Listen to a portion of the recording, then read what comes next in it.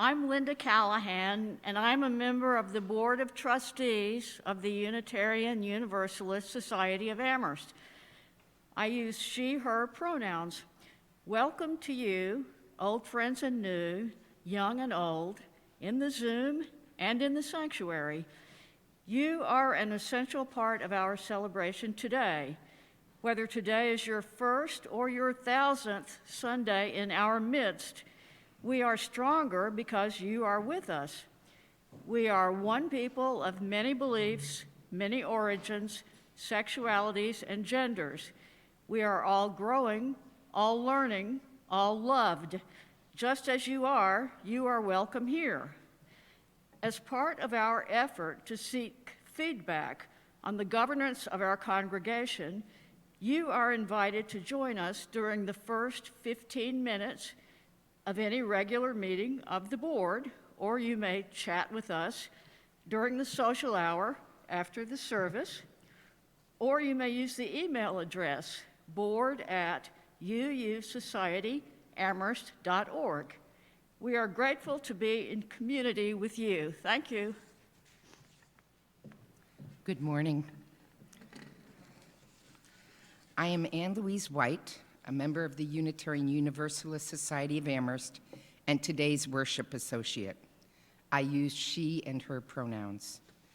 Today we're getting ready for our annual pledge campaign by thinking about where we invest our energy. The children are starting downstairs today with Andrew and Hayden. While local COVID numbers are elevated, we are wearing masks in the sanctuary. Any worship leaders who unmask have tested negative for COVID this morning. I call us to worship with these words from the Reverend Tanya Marquez. She's a chaplain and a UU community minister. It is a wonder and mystery that our paths have crossed, that in the immensity of time, in the vastness of space, we coincide here.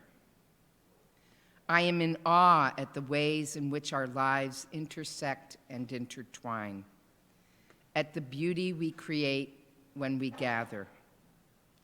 May our coming together make us more compassionate, more just, more caring, and more loving. May our hearts and minds be open to this offering. I am so glad you are here. Let us worship. Let us marvel at the miracle of being here right now and the mystery that has brought us together.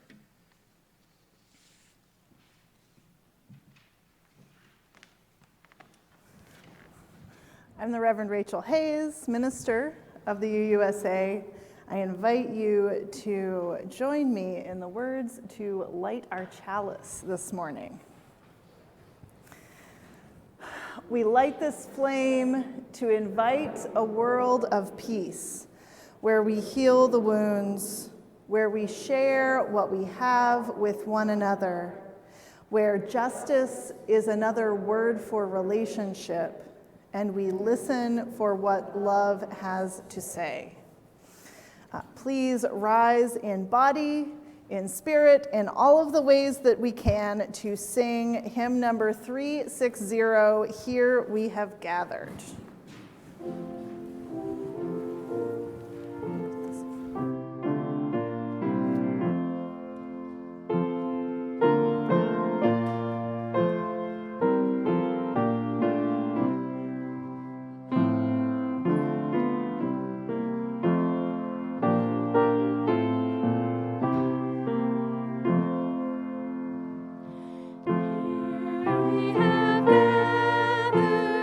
Gathered side by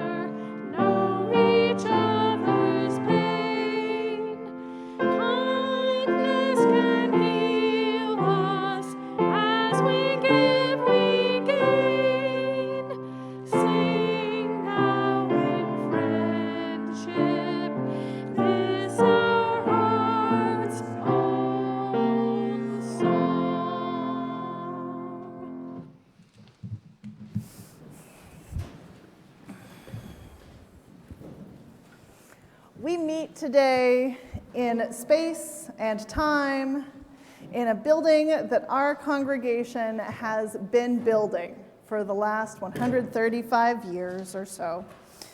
Some of you might remember 1893 as our building's official beginning, but the congregation had to build it in their hearts before they could build it on the corner of North Pleasant and Kellogg. They kept it going with maintenance, renovations, an addition that doubled the size of the building, and now the Wi-Fi, cameras, and cables that make it possible to share our services on the internet as well as in the sanctuary. Somewhere along the line, they turned into we. We are here. The congregation exists because we continue to invest in it. In the building, yes, in the shingles and fresh paint, but also in what it means to be a congregation.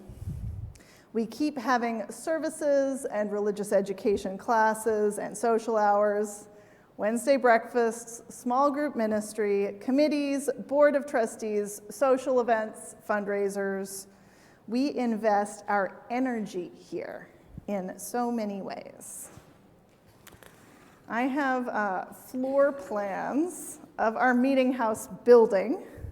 These are fresh prints of original plans from the renovation 10 years ago. They're on the wall. As I look at them, I see some ways that we use the rooms a little differently than the plans imply.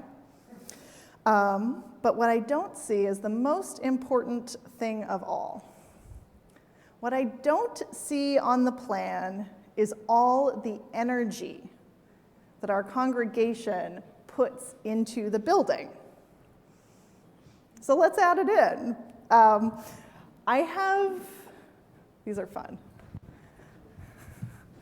I have gem stickers, and I invite you to come up and place them in the rooms where you have put your energy. If you have welcomed people as a greeter, put one in the lobby. If you have sung with the choir, put one in the chancel. If you've cooked in the kitchen, or given a sermon in the pulpit, or met in the conference room, or been a second adult in a religious education classroom, or connected with others in the social hall, if you are participating in the service right now, you're putting your energy here. And there are also places to put stickers for Zoom and online participation, for members' homes, for the larger community, and for the grounds and exterior of the building. As the music plays, I invite you to come forward and place some gem stickers.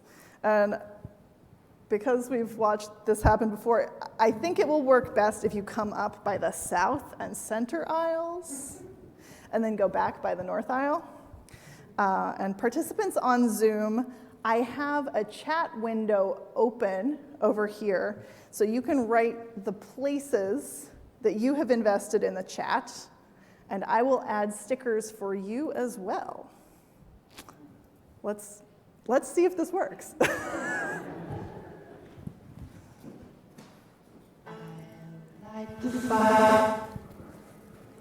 You place the flowers in the vase that you pour me now to rest your head for just 5 minutes. Everything is done. Place the flowers in the vase that you bought today.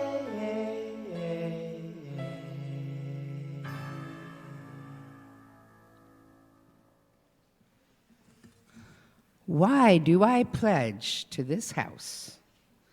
I pledge because I love our UUSA. Let me count the ways.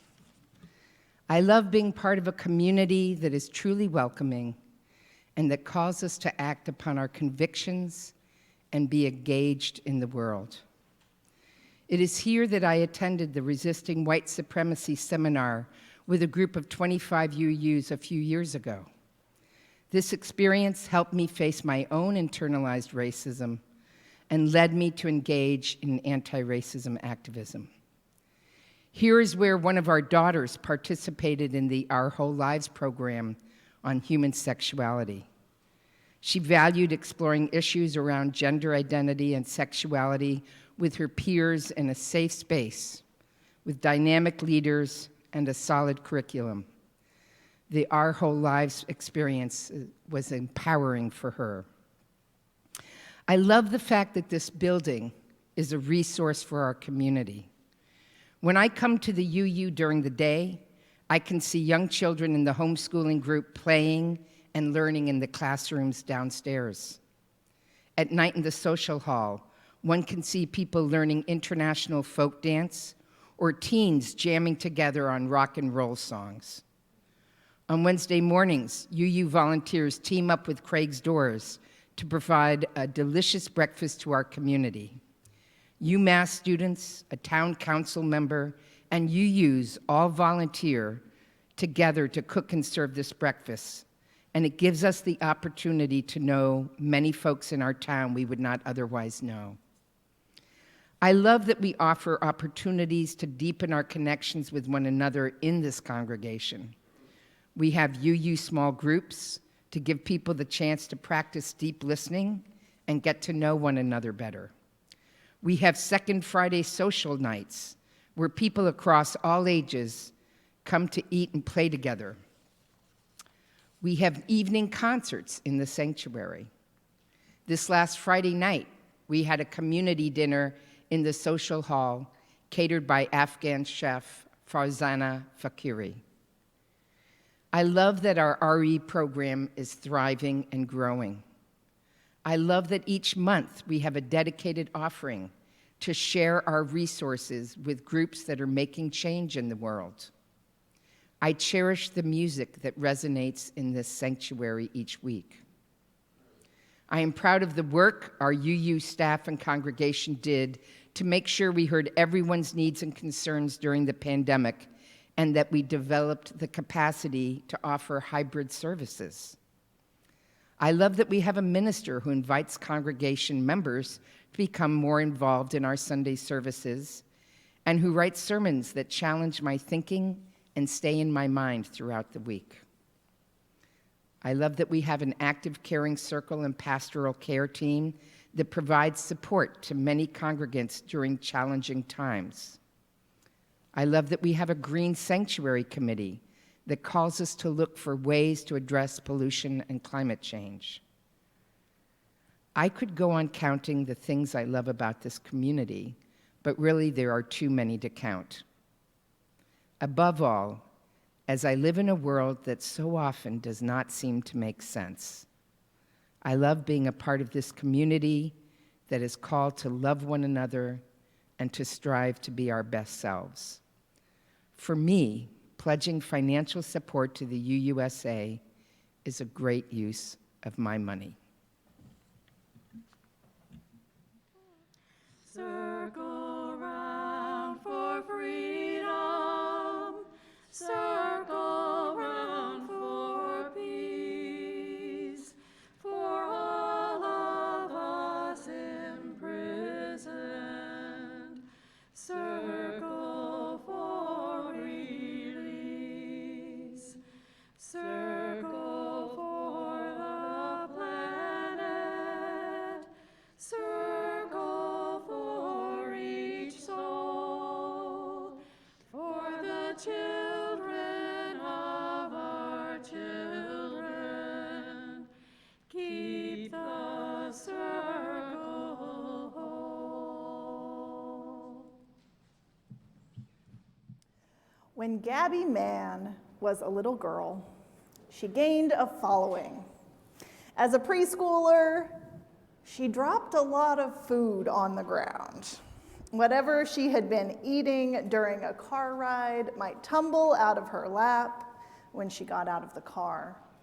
Bits of sandwiches fell onto the ground. And because she lived in Seattle, where there are lots of crows, the crows swooped in to eat the things she dropped.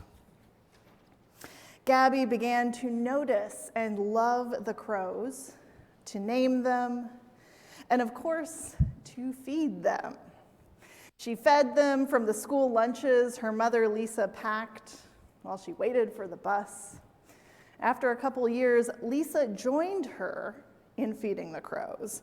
They began putting peanuts on platform feeders and dog food in the grass and freshening their bird bath water every day. The crows gathered and watched and fed. And then something unusual began to happen. Gabby is not actually known for feeding crows. A lot of us feed birds, after all. Gabby's story went viral 9 years ago because the crows brought her presents. Bits of glass, beads, broken light bulbs, a rusty nail, buttons, jewelry, paper clips, hardware, polished rocks, odd little things, mostly human things that crows would have no use for. The crows began leaving the gifts where Gabby and Lisa would find them, like on the same platforms where they set out the peanuts.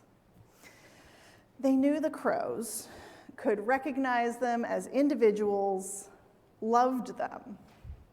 But the crows knew them too, relied on them, and gave what made sense to share with them. The crows knew their habits, when to look for them, and one day, Lisa dropped her camera's lens cap somewhere in the neighborhood. A crow found it, brought it back, placed it on the edge of the bird bath. I hear stories like this, and I wish I had crow friends. Imagine the lost earrings I might recover. If you want to make friends with your crows, you have to be intentional about it. John Marsloff, professor of wildlife science at the University of Washington, specialist in crows and ravens, offers this advice. If you want to form a bond with a crow, be consistent in rewarding them. Give them food that they like. He recommends a few peanuts in the shell. It's a high energy food, and it makes a noise when you throw it on the ground, so they hear it and quickly habituate to your routine. So give them something that is useful to them in a way that they notice, in a way they can predict. That is, if you want to form a relationship. Our congregation's pledge campaign will officially begin next week. For the next few weeks, we'll be talking about pledging and budgets during and after the service, and asking everyone who feels committed to the congregation to make a pledge for our next fiscal year, which begins in July. Based on what you pledge, our finance committee and board will set next year's budget. The congregation will vote on the budget at our annual meeting in June. If you just walked in the door today or just starting to get to know us, don't worry about giving money. We are not charging admission here.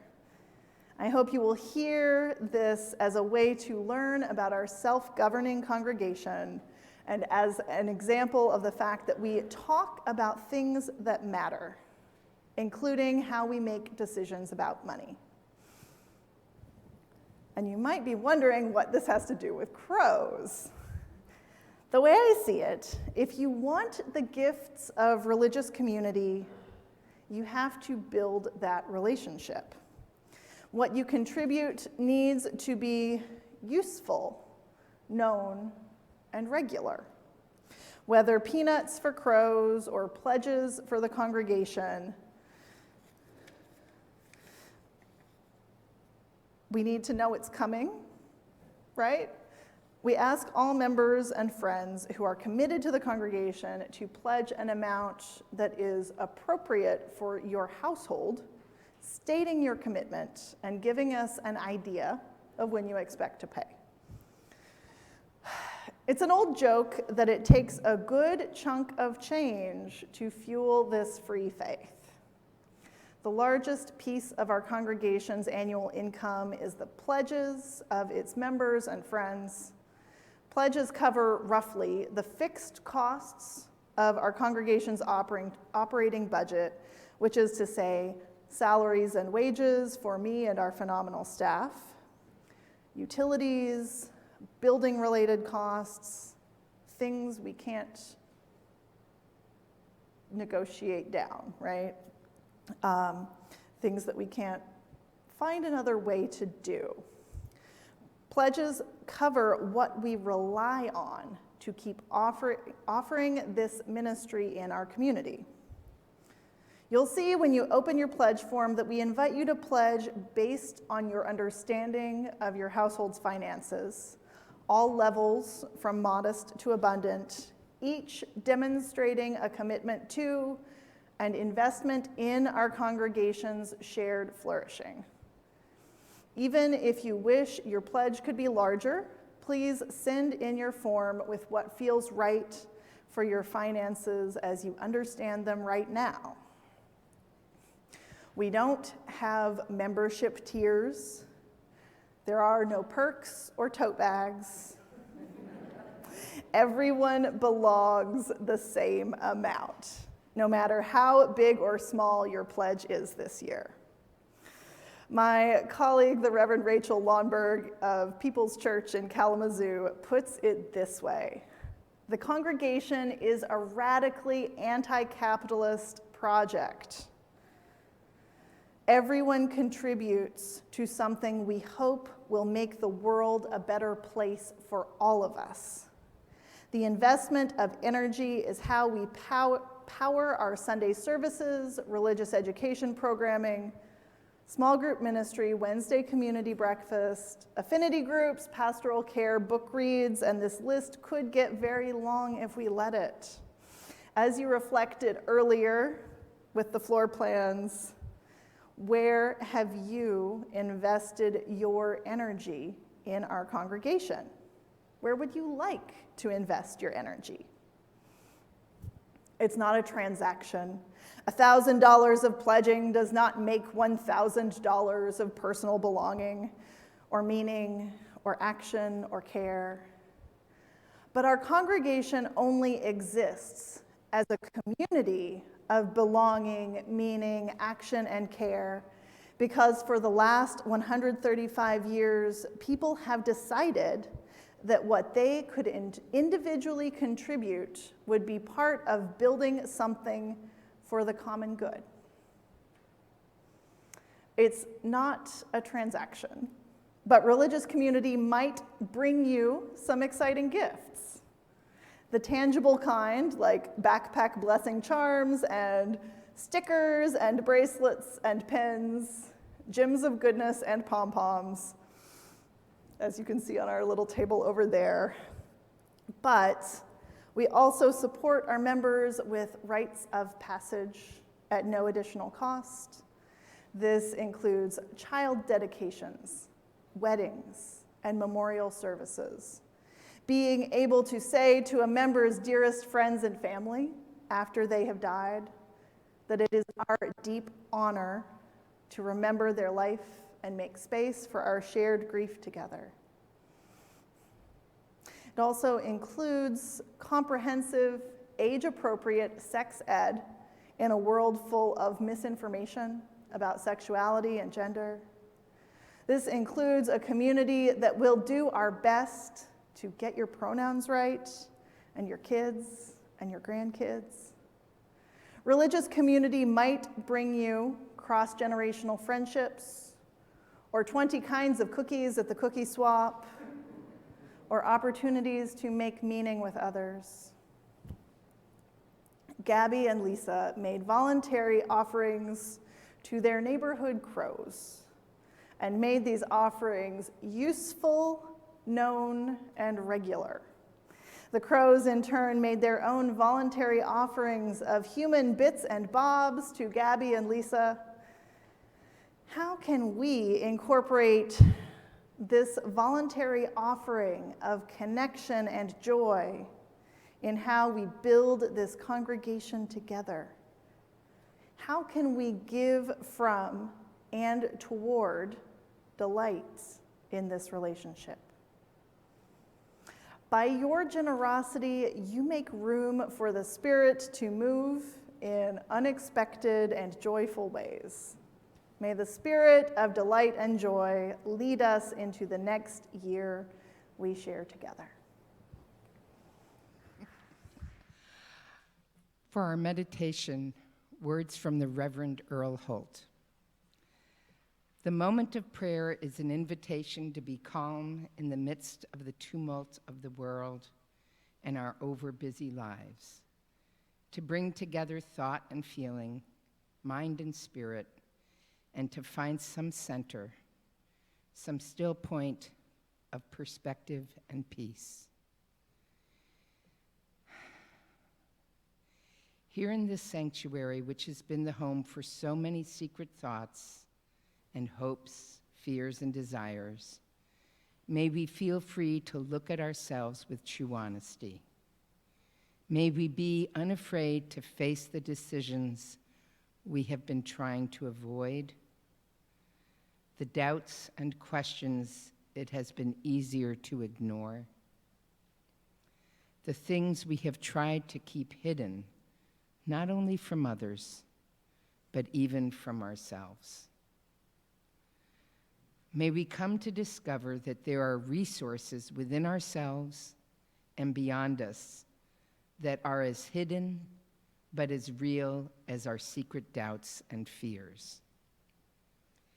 New dimensions of the Spirit within and without will be revealed to us as we confront ourselves honestly and come to understand that we are not isolated from the community of life and spirit, but that our soul's suffering connects us with the hidden suffering of others.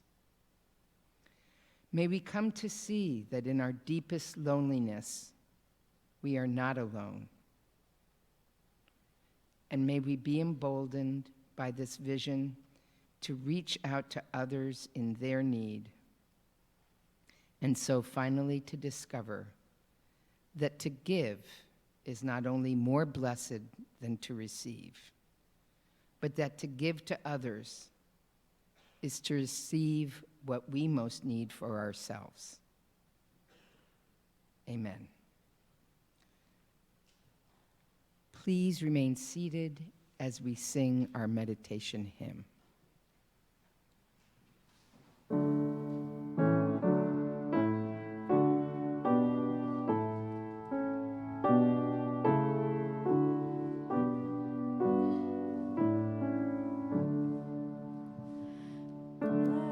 Blessed Spirit of my life, give me strength through stress and strife.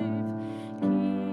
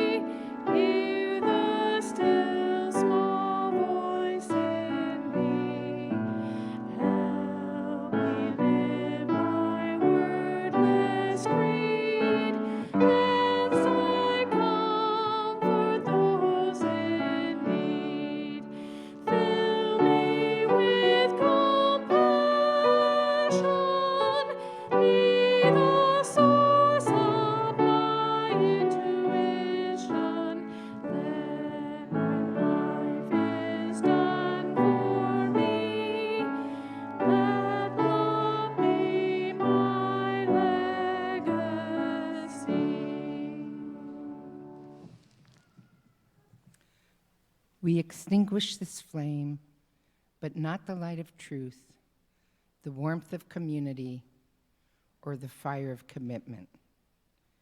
These we carry in our hearts until we are together again. We are about to sing our closing song.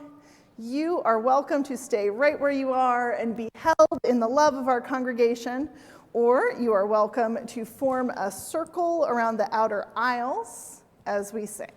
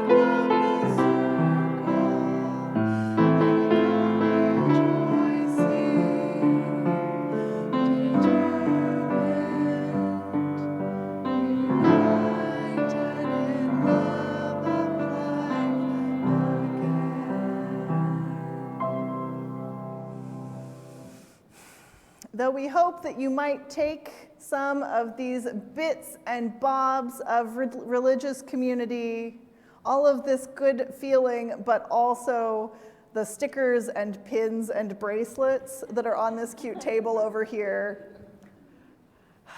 May you carry us with you into your week. Go in peace.